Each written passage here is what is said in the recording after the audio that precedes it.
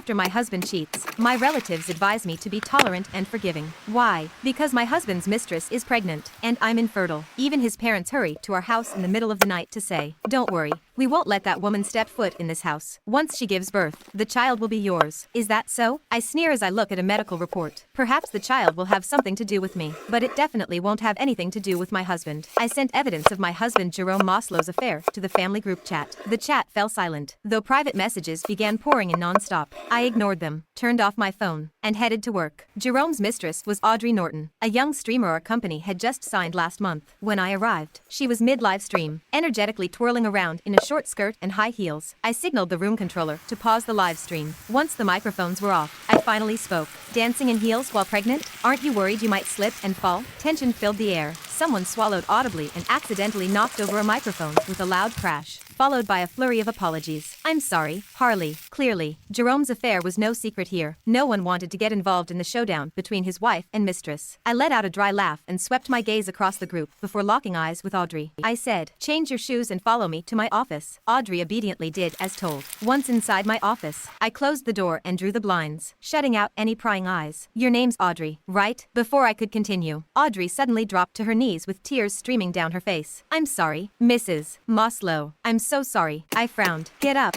Do you want others to think I'm abusing you?" Audrey scrambled nervously into a chair. After she was seated, I opened her employee file. 18 years old with a middle school education. "You're certainly young. Since you're pregnant, dancing on streams won't work anymore. Starting tomorrow, you'll focus on product promotions." Audrey sat with her head down and her fingers twisted together. Her response was so soft it was nearly inaudible. "Yes, look at me," I demanded as I closed her file. I looked into her terrified eyes and got straight to the point. "What do you plan to do about the baby?" Audrey turned pale at the mention of the baby, and her tears started welling up again. "I'm sorry, I won't try to steal your husband. Just, please don't hurt my baby." Her trembling plea left me at a loss for words. I was still searching for the right words to respond when Audrey fell to her knees again. "Harley, I'll do anything you want. Just leave my baby alone. I'm begging you." I stood to help her up, just as I placed a hand on her arm. The office door was abruptly kicked open. "What are you doing?" Jerome stood there, his face filled with urgency. Without warning, he shoved me aside. The sharp edge of the desk jabbed into my lower back and sent a jolt of pain through me. The man who used to fret over the smallest scratch on me didn't spare me a glance. Instead, he rushed to Audrey and cradled her bruised knees with obvious distress. "Harley Clark, I never thought you were this cruel." With that, Jerome scooped Audrey into his arms and carried her out of the office in front of everyone, completely disregarding my dignity. The door he had kicked hung loosely, swaying on its hinges. Through the broken frame, I could feel the sting of countless eyes pretending not to look. In the end, someone noticed my unsteady footing and came in to help me into a chair.